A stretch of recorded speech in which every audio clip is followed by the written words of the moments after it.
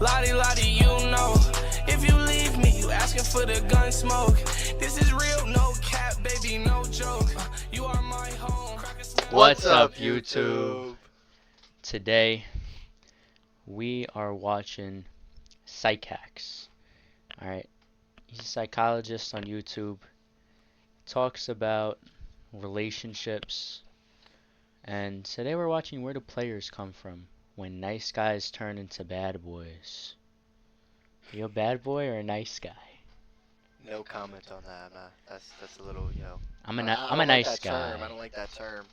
But Yeah. I'll tell you right now, without watching the video, players come from when a bitch breaks your heart.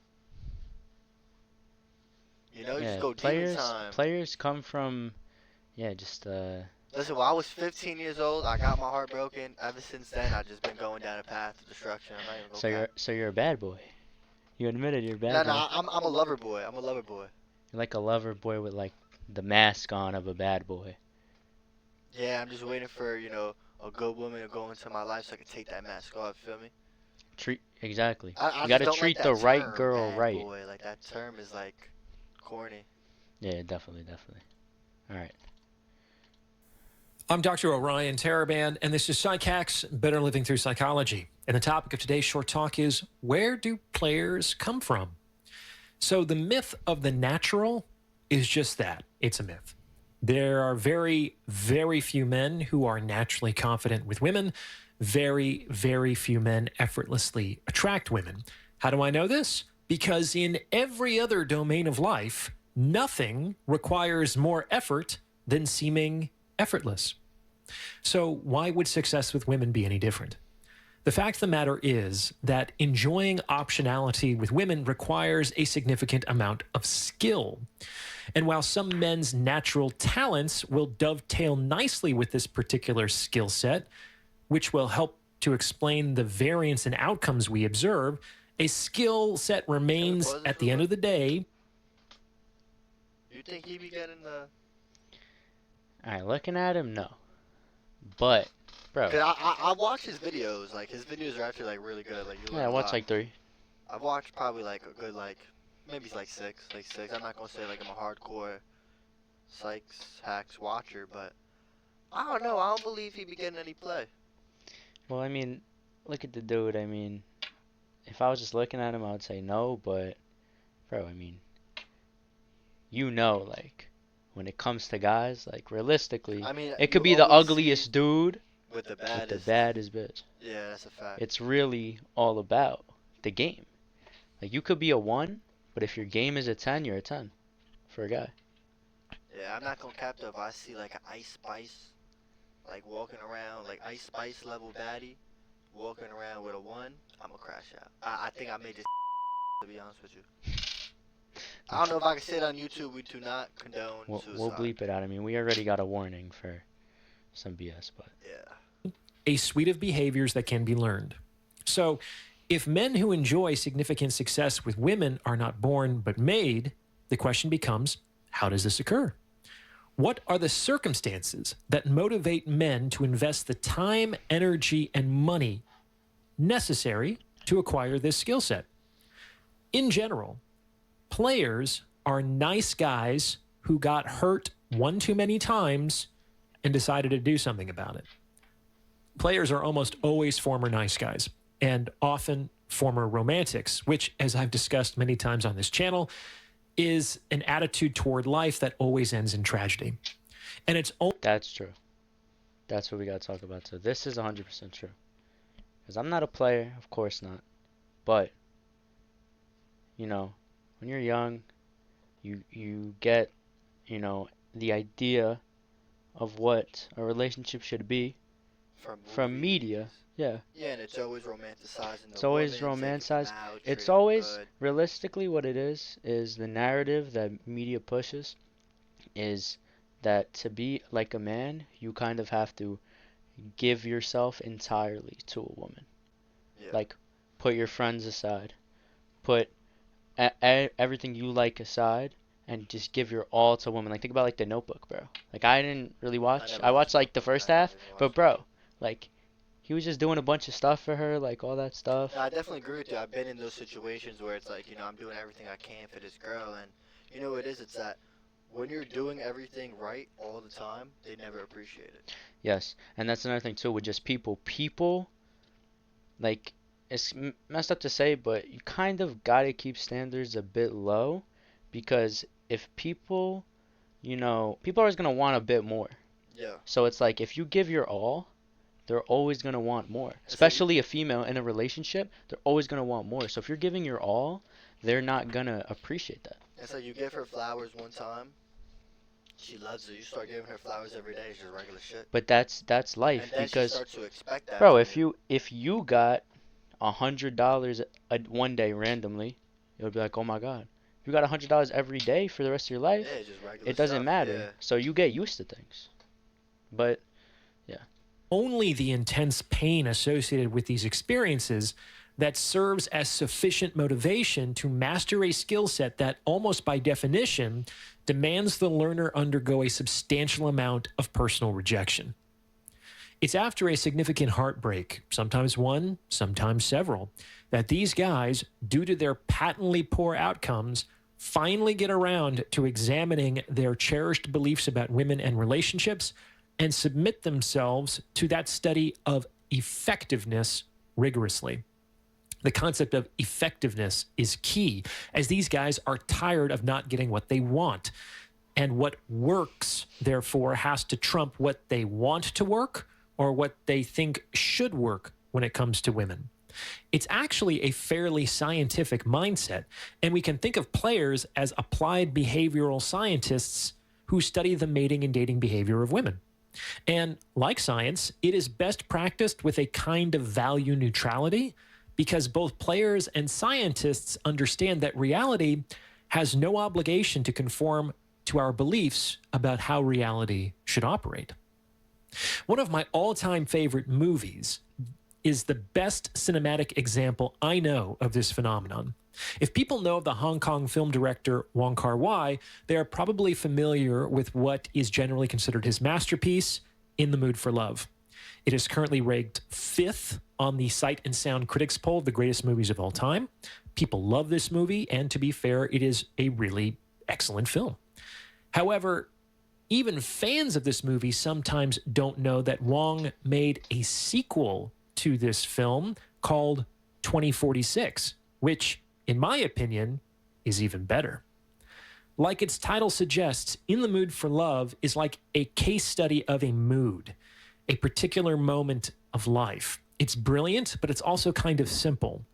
2046, on the other hand, is much more complex and, to my mind, more honest. If In the Mood for Love is a still life, then 2046 is a symbolic allegory. Highly recommended.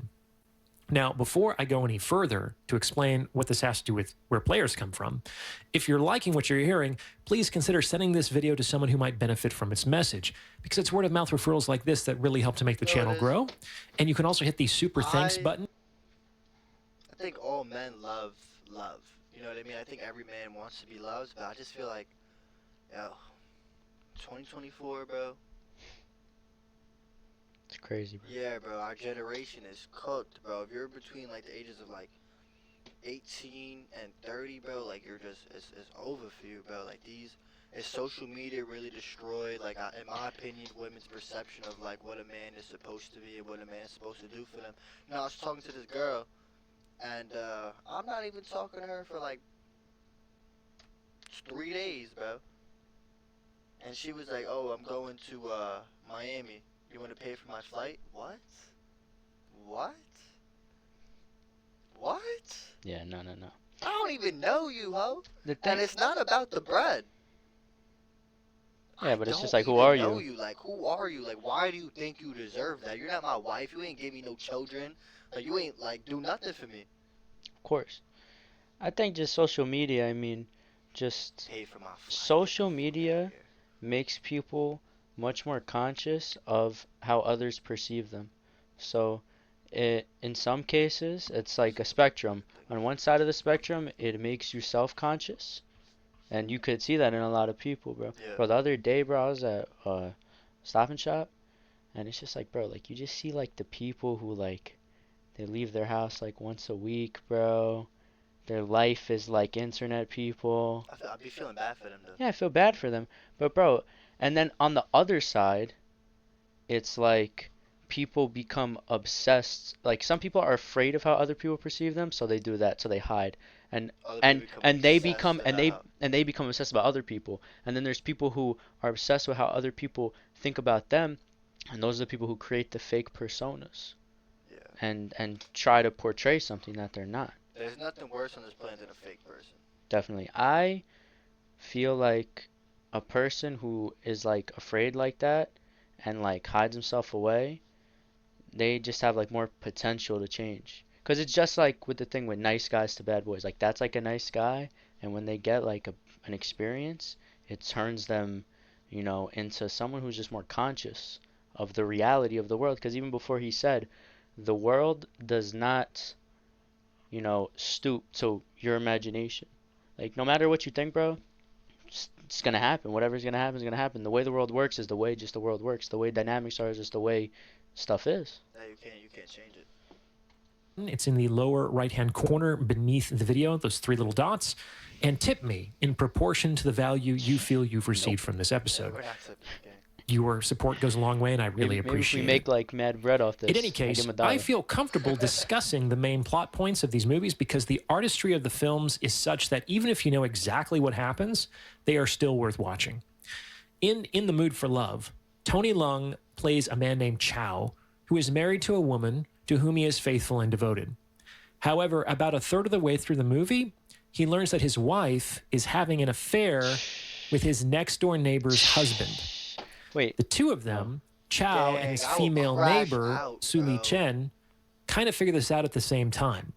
And this creates an opportunity for the two to commiserate with each other as they find themselves in the strange situation of knowing that their spouses are cheating on them with each other. Honestly, Over like, time- Blue Bosses, that just broke my heart to hear. Like, I would crash out, but I would really drive like a fire truck through the house. There's only Some one crazy option, bro. shit like that. There's only one option. Your wife is cheating on the husband, and you and the wife know about it. I mean, what are you gonna You gotta start begging the wife. do? What else are you but gonna two do? wrongs don't make it right. I feel like you just gotta like hit everybody with the switch and call it a day. It's not like you about to get this video taken down. You about to get another strike. I hope warning. not. I hope not. YouTube, please. It's all jokes. Time, Chow ends up falling in love with Suli Chen. Yep. And this doesn't work out well for him either, because we learn that she decides that she would rather remain faithful to her faithless husband than start a new life with Chow. This is a real kick in the teeth for Chow, as he is functionally cucked twice by the same man, whom we never see on camera. Yeah. The guy, Oh my God, you gotta. he took them both. He took both your girls, bro. Nah, it's crazy. Yeah, you gotta get your get back game. Yeah, that's like you hit rock bottom. Like your girl's cheating on the guy, on you with the guy, and it's like, alright, I'm gonna go with his wife, and his wife's like, no, I don't even want you. Damn, he really laying it down then. That's what that means. Yeah, he must be He skilled. popping honey packs like crazy. That is, the same man successfully wooed Chow's wife and successfully retained his own wife's affections. Both Chow's wife and his neighbor That's a sigma.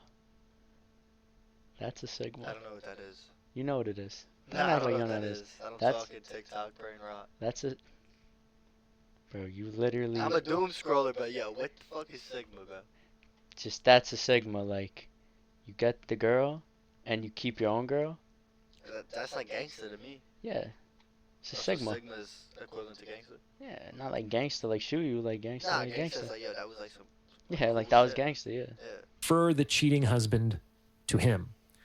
So Chow has his heart broken twice over the course of the movie, and this presumably causes him to question both his life choices and his fundamental attitudes toward women and relationships. And that's where In the Mood for Love ends. The sequel, 2046, picks up the story of Chow's life a few years later, and he's almost a completely different man.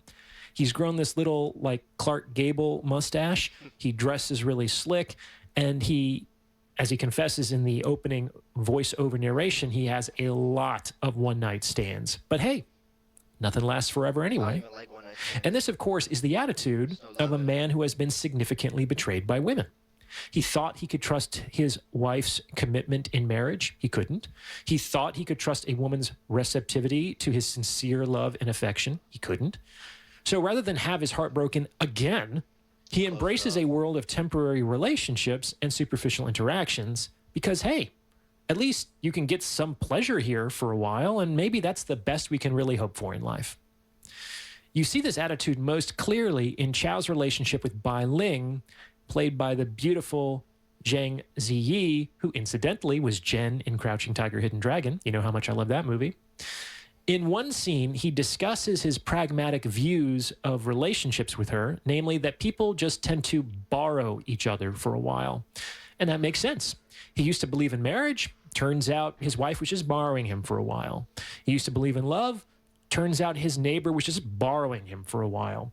We can get mad, we can get sad, or we can accept that this is how it is. We just sort of use each other until we don't. And that is correct. That is the nature of things. I can accept that. I can accept that. But that's true. That's 100% That's true. not true, bro. I want a relationship like my grandparents, bro. My grandparents and my grandfather, rest in peace, they've been dating. That's crazy. They've been married for 57 years. Stayed faithful. They lived on 3 different continents together. They started a beautiful family. They had a beautiful life. They built together. They came from nothing, and they worked hard together. Yeah. Like, I want something like that. Like, that's like they're not just borrowing each other, using each other. Oh well, They're a team, but that's you know? true. Everybody uses each other. Everybody uses each I other. don't think they use each other. I think they. No, they definitely used rely each other. on each Everybody other. used each other. If your grandpa didn't want to work, quit his job, started drinking alcohol every day, became a drunk, and provided nothing for her, for your grandmother. I don't know. In that relationship, they just always did like right by each other, and I feel like, you know, my grandparents are 80 years old. So I don't know. I think maybe it was different in that generation, but I would say in this generation, everybody's a bunch of users. But back then, it was like they were really looking to build and.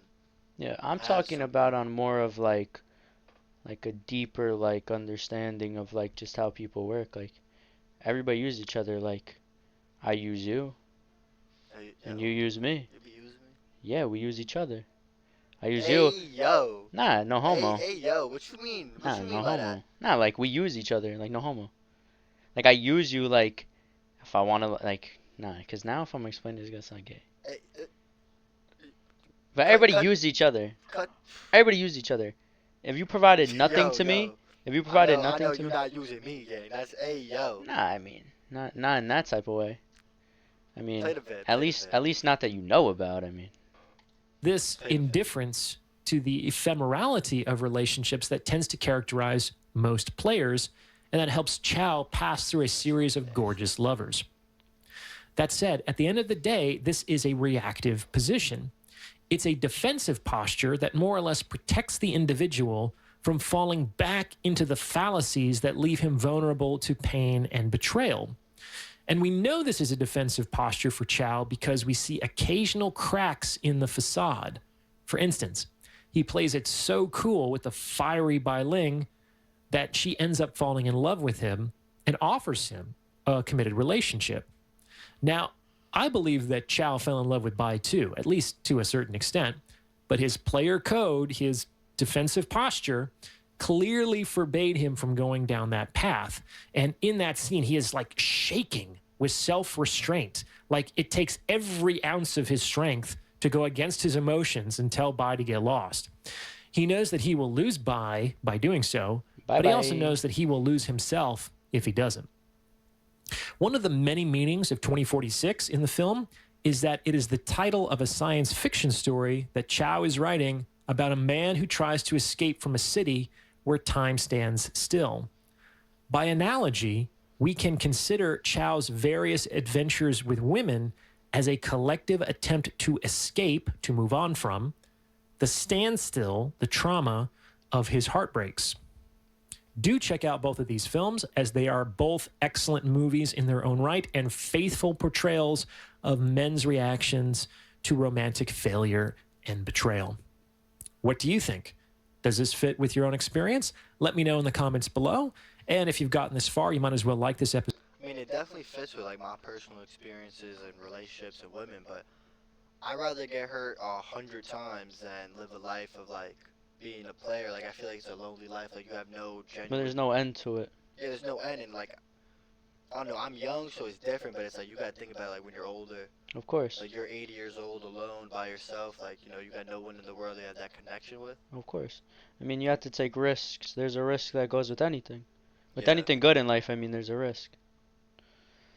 But anyway, like, subscribe, comment. We're trying to get to 100 subscribers. We have 21 subscribers so far. Only 2 videos out. We're really next up, to be honest. Check out our reels. They've been popping recently. Check out our reels, everything, and 560 views on one of them. Something light. something like that. Light. And 100 subscribers podcast. Peace.